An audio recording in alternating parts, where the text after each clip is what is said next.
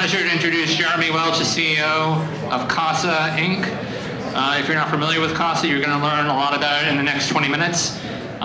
In my opinion, Casa provides a service that almost makes you your own bank, and Jeremy will explain why that is. If you can join me, thank you, Jeremy, for joining us. Here you go. Thank you, David.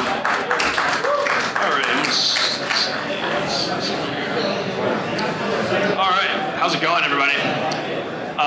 Let's see if we can close those doors. I'll wait a second for people to roll out, and that way we can think everybody's ready for drinks. All right, so Bitcoin and Lightning node in your home is what I'm going to be talking about. My name is Jeremy Welch. I'm the founder of Casa, Inc. And to start this off, I wanted to talk through what the landscape of computing, where we've come from, put some context to where we're going. And this is an old IBM 360 machine, mainframe computer, filling the room. How many people use one of these in a former life? Awesome. Amazing, amazing, amazing. This is where it started, right? And moving forward, we got to the personal computing revolution, the Apple II.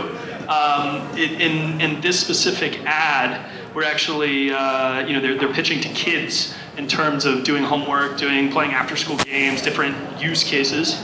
But moving along today, it's actually in your pocket, right? The computing is directly in your pocket. We have much different use cases, but the devices that we carry are more powerful than the machines that you saw filling that room, right? And that's partially because of this, because of the massive, massive computing power that is inside of data centers all around the world. So the devices you carry in your pocket, they're just thin clients. What comes next? What comes after this? A lot of people have been asking this question. We've been through a massive wave of consolidation and several massive companies building up through this data center-based and phone-based or thin client-based model. And we think that Bitcoin actually represents the new model, the new computing model. Bitcoin is not just a financial revolution, it is a computing revolution. And we're shifting from these massive data centers, more fragile hierarchies. If your phone disconnects from Facebook, from Google, from any of their servers, a lot of your apps stop working totally. That's going to change, right? We're already seeing that running Bitcoin, running Lightning, running many other types of apps, Ethereum, it's peer-to-peer. It's a resilient network. And we call this model, it's encrypted computing, but it's also peer-to-peer apps, and that's different from the model where we were connecting into these data centers. So today I want to talk through, we've given a little bit of context, but I want to talk through a couple core concepts in terms of managing keys and managing nodes, what those are, why they're important, and then on Lightning and Bitcoin. This is going to be a somewhat high-level talk. I am going to get into some specifics, but I'm going to try to explain some of the details of how Bitcoin works and how Lightning works, and then what's now possible based off of that. And then we'll touch a little bit on Lightning and Bitcoin. And then we're actually going to be sending a transaction. So for those of you earlier, we did see where Michael and Kelly right here. They have been floating around, and they've been passing out Bitcoin. And so if you've never sent a transaction and managed a key directly before, we will be doing that at the end of the talk. All right, so before we dive into the substance there, who am I and why are we talking about this specifically? Again, my name is Jeremy Welch. I'm the founder and CEO of Casa. 10 years building startups, went to Duke and built a Duke Bitcoin conference, but started Casa specifically for friends and family because I was concerned about their security. I was concerned that a lot of the options on the market weren't making full use of the technology that's available with Bitcoin, but I was also concerned, again, for personal security of the people that were using the kind of full power of managing their keys, managing their nodes. So what is Casa? Casa is peace of mind for digital wealth. We are building tools to help you self-manage that wealth. There are a lot of custodial services out there that are great. We are fully non-custodial. We are the best personal key manager on the planet. We have an app that you can directly manage keys from. And we're building the best personal computing on the planet by giving you new powers from those keys. So again, what that looks like in this network here, you see a couple Casa nodes there. And specifically what we're building is an app that we call Keymaster. So it's a Keymaster in every pocket and a Casa node in every home. And it's not just me. There's a huge team behind this. Kelly, again, and Michael, who are here today, and Elena, who invented, if any of you have used a Trezor hardware wallet, she was the creator of that, the CEO of Satoshi Labs, and great team behind this. And so let's dive into core concepts around, again, managing keys, managing nodes, and what those actually mean. So digital keys, you're using digital keys in Bitcoin and in cryptocurrencies for encrypting and signing. And then the nodes are there to actually validate the transactions that you're sending and execute those transactions. And then we'll talk about how that's implemented in Bitcoin and Lightning and some of the other ways to manage keys and nodes. So on digital keys, again, a little bit of context. This is how we used to transfer wealth, is just pile it into a chest and carry it, right? That's evolved into massive bank vaults where everything from gold bars, cash, valuables, diamonds, anything can be stored, and someone has the key to this vault or has the pen, set of keys, whatever it is that opens this door, but it is a physical key. There's a new type of vault, which is just your phone, right? Your phone actually has a secure element on it. Your phone is already using lots of encryption, and you're protected by math, by algorithms that are allowing you to encrypt and send data, and then decrypt and send and read that data, right? And so this is a private key. How many people know or have used private keys, copy-pasted private keys before? All right, we got decent coverage in the room. Good, you're good, okay. And that pairs with a public key. And the way you use these in public-private key cryptography, and again, this is a very, very simple explanation, but it's important for you to understand why managing keys are so important, is the private key that you keep the private key totally secret, and you're able to pass out a public key. So these are paired. Whenever you generate a key pair, you get both a private and a public key. You can hand that public key out. You can share it with anyone, and anyone can encrypt information with that public key. When they send you that information, you're the only one that can decrypt that information, right? So again, anytime you generate a public-private key pair, those do pair together. You give out the public key, but you have to keep the private key safe. And again, the capabilities for using these digital keys is you can encrypt information, you can decrypt information, you can send that information around all over the world. Nobody can decrypt it, depending on what type of encryption you use, but if you're using strong encryption. You can also prove access to information. You can prove that you have access, and you can sign documents. You can prove ID, so there will be lots of identity systems even built off of public-private key cryptography. And there are multiple methods to sign. There are multiple algorithms on signing, but just in terms of summarizing a few, single signature, multi-signature, and then doing custodial signing, which is basically someone else is holding your keys. So someone is a proxy holding those keys, signing on your behalf. You would give them a signal, and they would do the signing. But what's interesting out of the single signature and multi-signature models is you can start to build these quorums, you can start to build these groups of signers that if you have several partners in a firm, or you have a family that is holding their wealth, they can hold that wealth directly, they can hold information directly, and the trusted parties in that family or in that group can hold a set of keys, and no one person can access that information. You have to have multiple groups of those people. So the summary here is that we believe that future wealth is managed with keys. So let's get to nodes. A node is just a single point on a network. Very simple. This is a very simple drawing of a network. Each one of these gray items is a node. They're all connected here into a network. And then a single instance of a network, a node is also a single instance of a network computing app. So in the case of Bitcoin, back to this network graph of how we think that computing is being rebuilt, each one of these items is a node, is running a full copy of Bitcoin, right? And so what is a node? A single point on a network, single instance of a network computing application. I do have a Casa node here.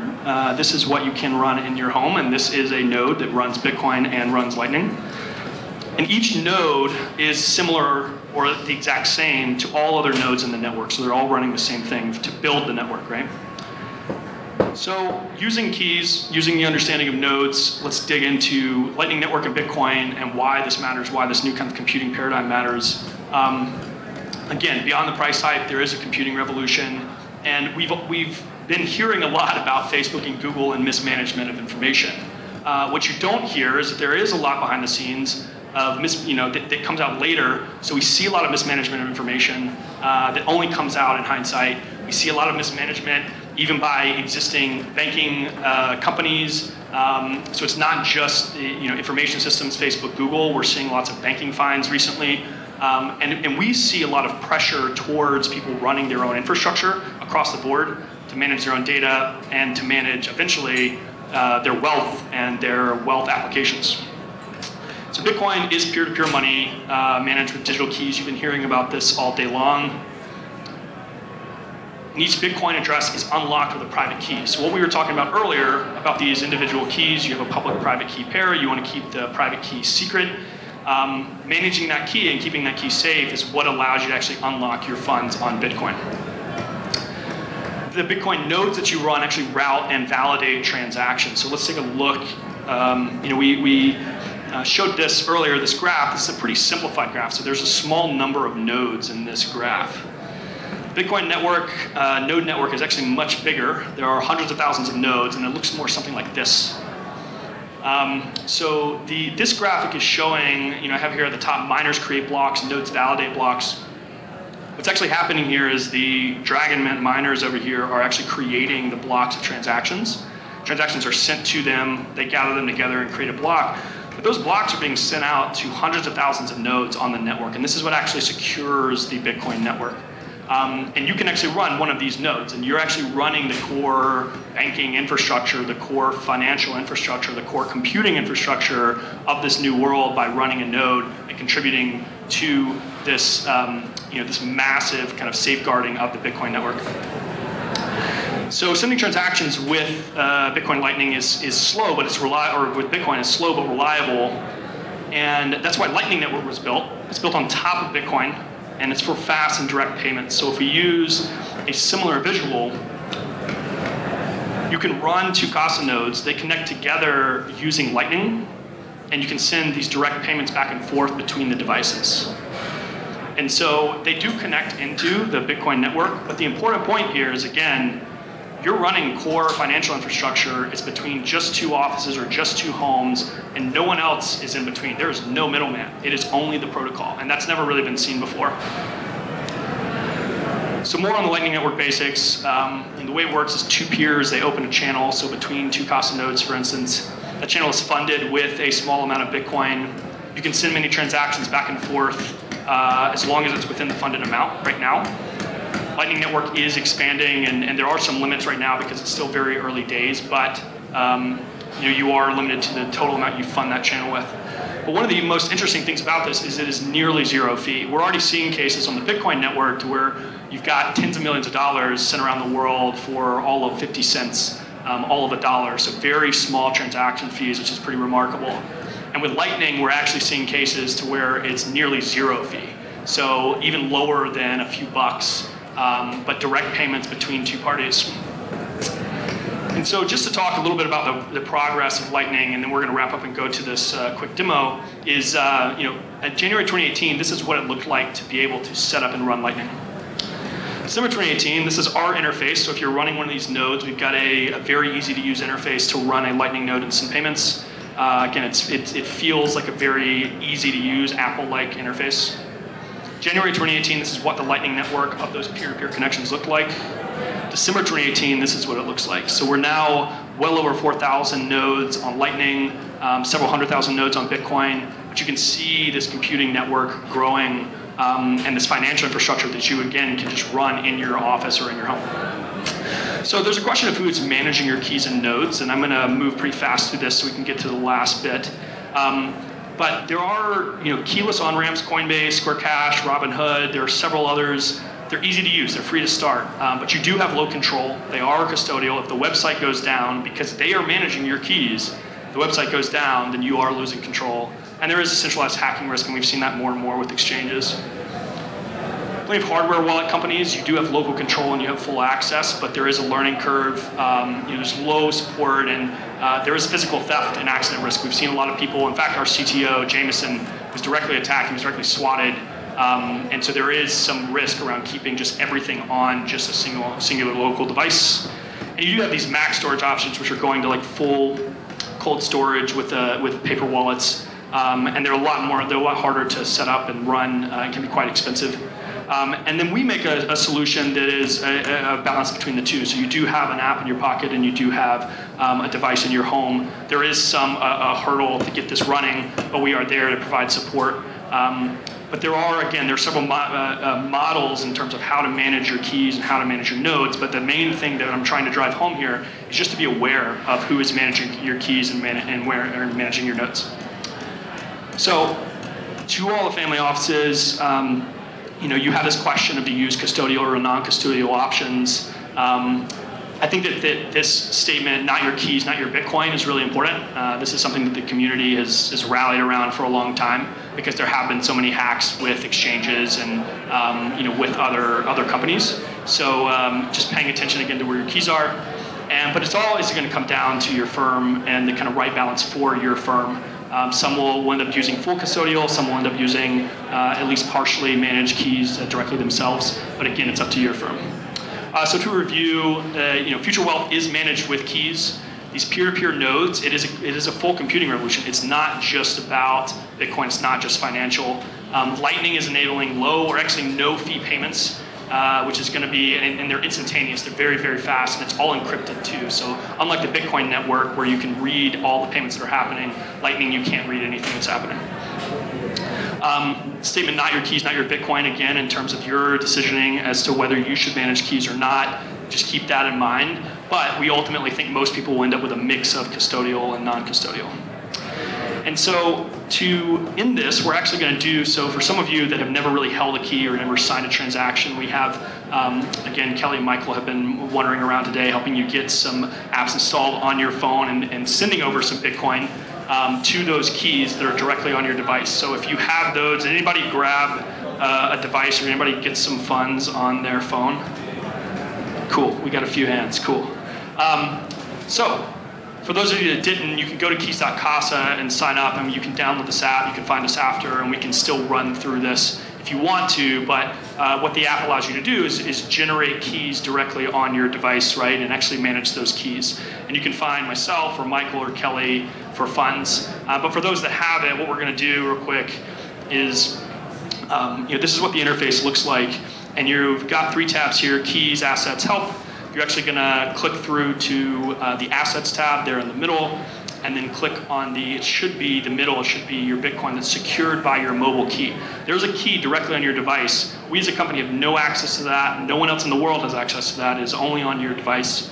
And so you'll go through, you'll click on those funds. You'll then click on the send button down at the bottom. And we have set up a QR code for the Electronic Frontier Foundation. So you can go in, you can send a transaction if you want to send full amount. If you want to add some more, then you can just scan this QR code. We also passed out a little envelope, so you do have these QR codes in your pocket if you do want to use that instead. And then you just swipe up to confirm. And what's happening here is that your phone is actually signing that transaction right there, and then it's broadcasted. Now, the node that's being used is a node that we have on our servers, right? But if you wanted to, you could buy a Casa node, and you could send transactions directly from this device. And again, we have no clue what's going through the devices that we're building. We send these out to people. We have unlike a lot of other companies, a lot of like consumer electronics companies that have tracking software that looks at everything that happens on these devices, we have nothing. It really is fully in your control, and you can run this full infrastructure yourself. So this is it. I just wanted to give you guys, especially those of you that have never really directly managed keys, start asking these questions, because a lot of new tech, a lot of new products, a lot of new experiences are going to be enabled by people actually managing these keys directly. And so we just wanted to get people a little smarter around that. So thank you. You can email me, Jeremy at team.casa, if you've got any questions, or come find us afterwards.